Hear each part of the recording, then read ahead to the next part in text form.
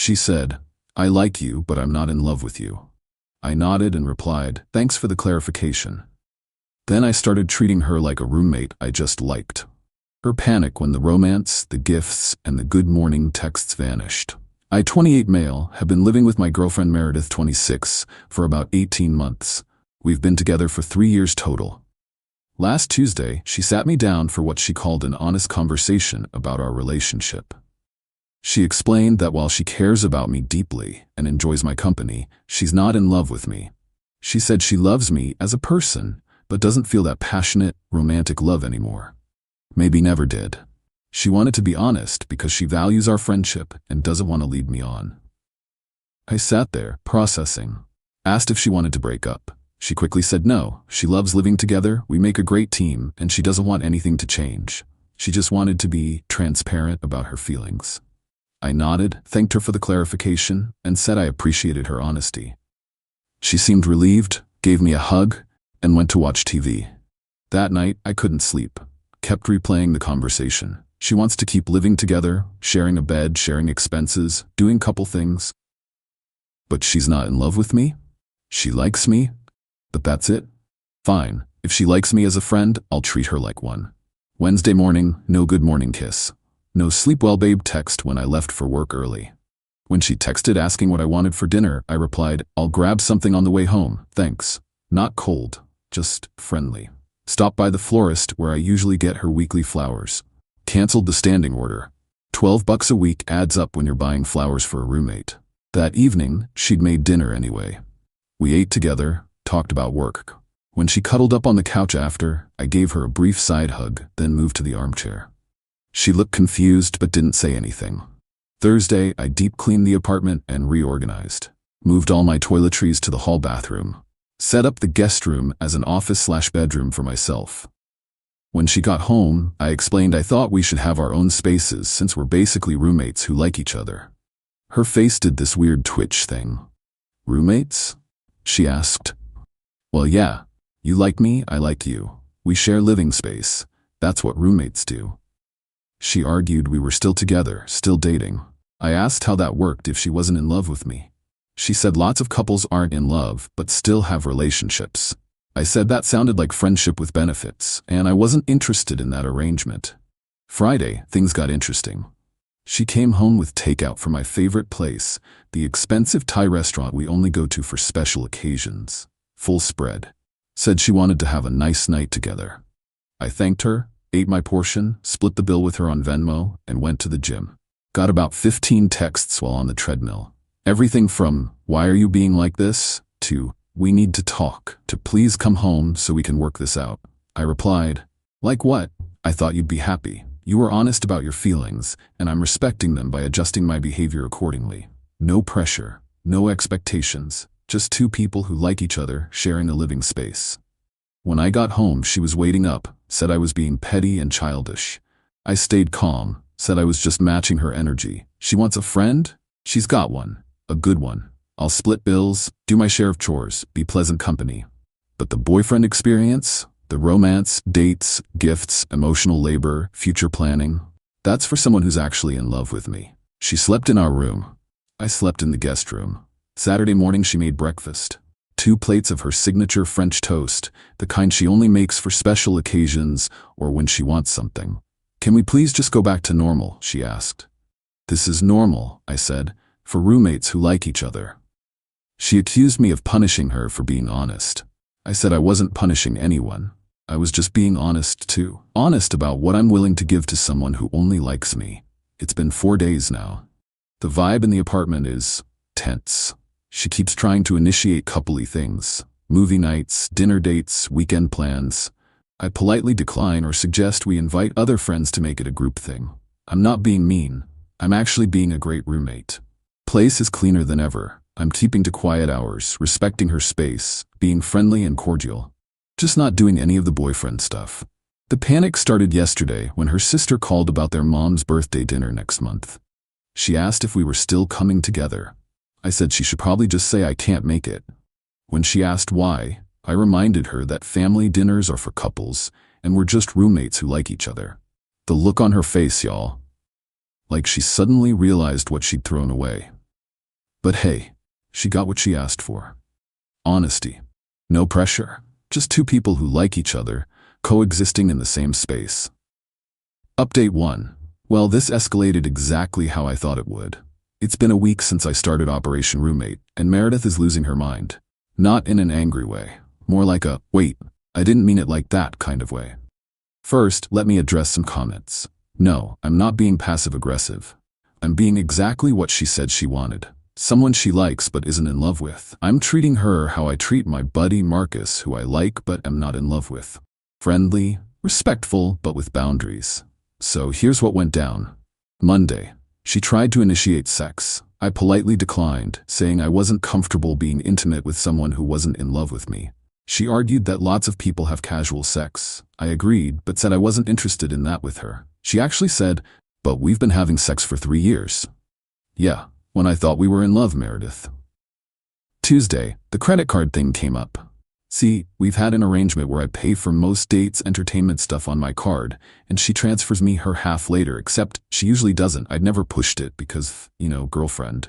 But Roommate split things evenly. So I sent her an itemized Venmo request for the past 3 months. $1,847. Her half of all the dinners, concerts, weekend trips, etc. She called me immediately. Are you serious right now? Just settling up between roommates. No rush, but by end of month would be great. The sputtering was incredible. Apparently she thought those were gifts because I'm the guy in the relationship.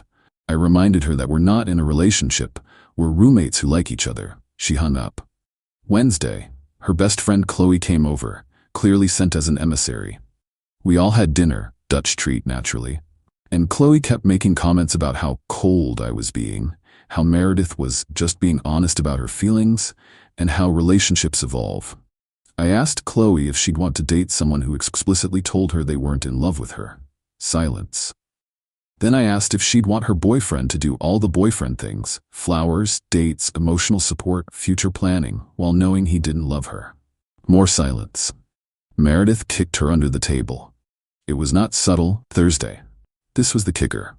Meredith's car needed repairs. Major ones, like $2,200 worth. For the past 2 years, guess who's been helping with major car expenses? This guy. Because that's what partners do.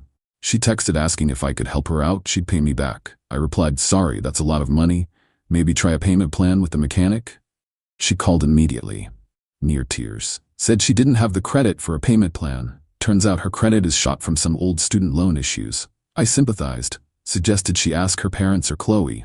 But you always help me with this stuff. I used to help my girlfriend with this stuff. But roommates don't typically cover each other's major expenses. She took an Uber to work the next morning. Cost her $47 each way. Friday, she broke down. Full tears. Said she didn't mean it like that when she said she wasn't in love with me. She was just going through a rough patch, feeling confused, maybe depressed. She loves me. She's in love with me. She just got scared of how serious things were getting.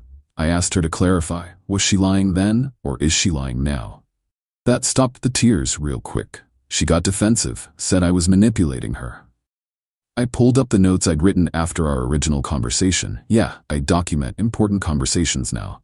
Read them back. You said you like me but aren't in love with me. You said you wanted to be honest. You said you didn't want anything to change. I'm giving you exactly what you asked for. She tried to gaslight me, saying that's not what she meant. But I had the receipts. She'd even texted her sister that night. She showed me to prove her point, saying, finally told Ryan I'm not in love with him. Feels so much better being honest. Saturday, yesterday, the nuclear option. She called her parents, put them on speaker, told them I was being emotionally abusive by withdrawing affection after she was vulnerable with me. Her dad, bless him, asked for specifics. She explained the whole situation, dead silence. Then her dad said, so you told him you don't love him, but you're upset he's not acting like he loves you? Even her mom, who usually takes her side, said, sweetheart, what did you expect? The call ended pretty quickly after that. Today, she's been in her room most of the day. Came out around noon, looking rough. Said she's thinking about moving out. I told her I understand and I'll help her look for places if she wants. Mentioned that the lease is in my name anyway, so that makes it easier. She asked if that's what I want. I said I want a partner who's in love with me. Since that's not her, living separately might be healthier for both of us. She's now on the phone with Chloe, crying about how she ruined everything by being honest. The irony is killing me. She wasn't being honest. She was testing me, seeing if I'd fight for her, beg her, try harder. She wanted the boyfriend experience while keeping me at arm's length emotionally. She wanted me to do more while she did less. Instead, I called her bluff. And honestly, this week has been enlightening. Do you know how much emotional energy I was spending on someone who wasn't in love with me? The mental load of planning dates she'd half appreciate?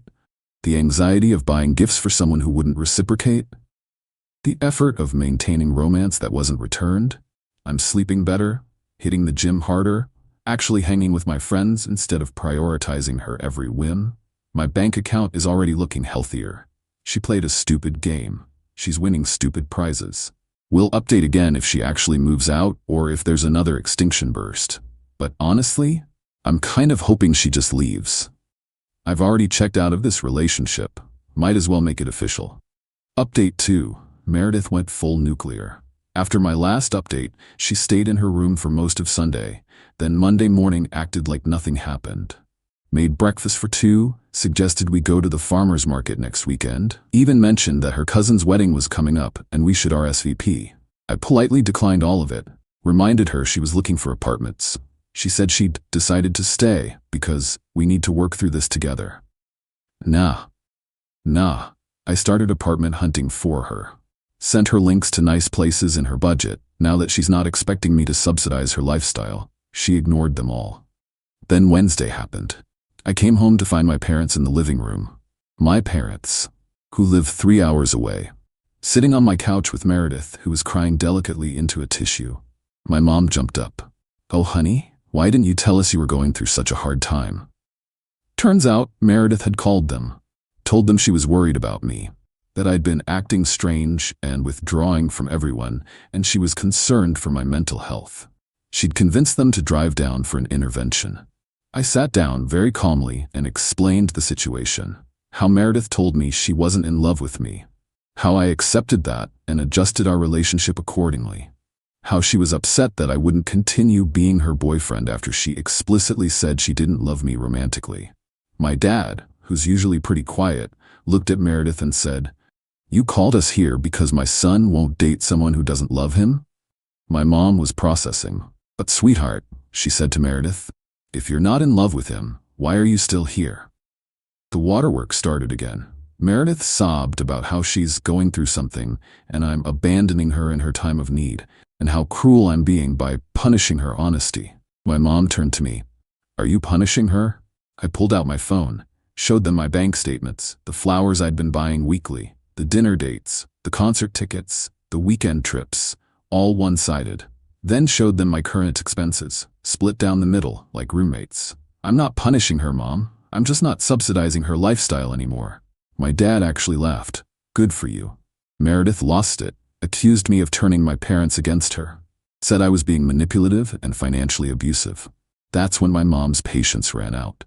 "Honey," she said to Meredith in that deadly calm mom voice, "you've been letting my son pay for your life while telling him you don't love him, and you have the audacity to call him abusive?" They left shortly after. Dad shook my hand on the way out. Mom whispered that she never really liked Meredith anyway. The aftermath was intense. Meredith called in sick to work the rest of the week. Spent most of it trying different tactics. Thursday, love bombing. Cooked elaborate meals, bought my favorite beer, wore that dress I mentioned I liked once 2 years ago. I thanked her politely, paid for my half of the groceries, and went about my day. Friday, anger. Screaming about how I'd humiliated her in front of my parents. How I was a sociopath for being so cold. I recorded this, just in case. When she was done, I asked if she'd found an apartment yet. Saturday, bargaining. Maybe we could try again. Start fresh. She'd go to therapy to figure out her feelings. We could do couples counseling. I said no thanks. I don't need therapy to know I deserve someone who's actually in love with me. Sunday, depression. Didn't leave her room except to get water. Chloe came by to check on her. Gave me dirty looks. I offered her coffee and asked how her own boyfriend would react if she told him she wasn't in love with him. She left pretty quickly. Then came Monday. The real extinction burst. I woke up to texts from mutual friends. Lots of them. Meredith had posted on social media about our breakup. We weren't together, but okay. But here's the creative part. She claimed I'd been financially controlling throughout our relationship, that I'd isolated her from friends and manipulated her into dependency. The evidence? Screenshots of her Venmo requests. Taken out of context, it looked like I was nickel and diming her for everything. I didn't respond publicly. Instead, I started a group chat with the friends who'd reached out. Shared the full story. The screenshots of her "I'm not in love with you" texts. The itemized list showing how I'd covered 75% of our shared expenses for 2 years. The recordings of her meltdowns, legal in our state, one-party consent.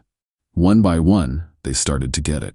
Her narrative fell apart pretty quickly when people realized she wanted me to keep paying for everything after telling me she didn't love me.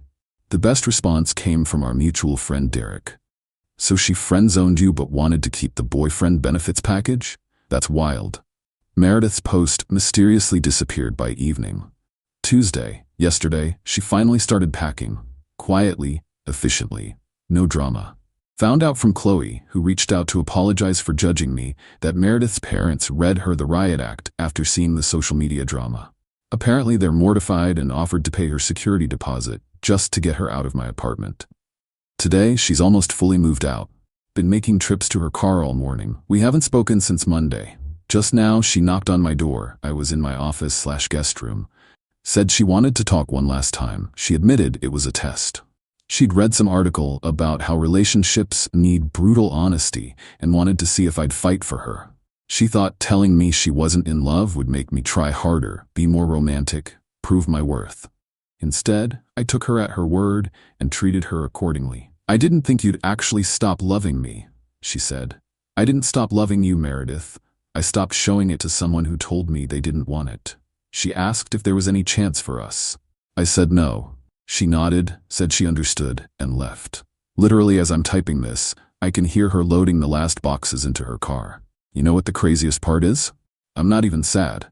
I'm relieved. These past 3 weeks have shown me who she really was. Someone who wanted all the benefits of a relationship without any of the emotional investment. Someone who'd test my love instead of treasuring it. Someone who'd rather manipulate than communicate. The apartment already feels lighter. Might repaint this weekend. Definitely getting better coffee. She always bought the cheap stuff, but expected me to spring for the good wine. Thanks to everyone who commented on my previous updates. You helped me see I wasn't crazy for expecting love from someone I was in a relationship with. Wild that that's a controversial stance, right? Going forward, I'm taking a break from dating. Want to rediscover what I actually like versus what I did to make her happy. Already signed up for that woodworking class I'd mentioned 2 years ago. She thought it was a waste of money then. Oh, and for anyone wondering, yes, I'm keeping the apartment. My name's on the lease, I can afford it solo, and it's in a great location. She's moving in with Chloe, apparently. Good luck to them both. Final update, she just texted asking if I'll reconsider when she's had time to work on herself. I didn't respond, just blocked her number. Sometimes the best revenge isn't dramatic or elaborate. Sometimes it's just taking someone at their word and letting them live with the consequences. Peace out. I've got a life to live, and it's going to be with someone who's actually in love with me.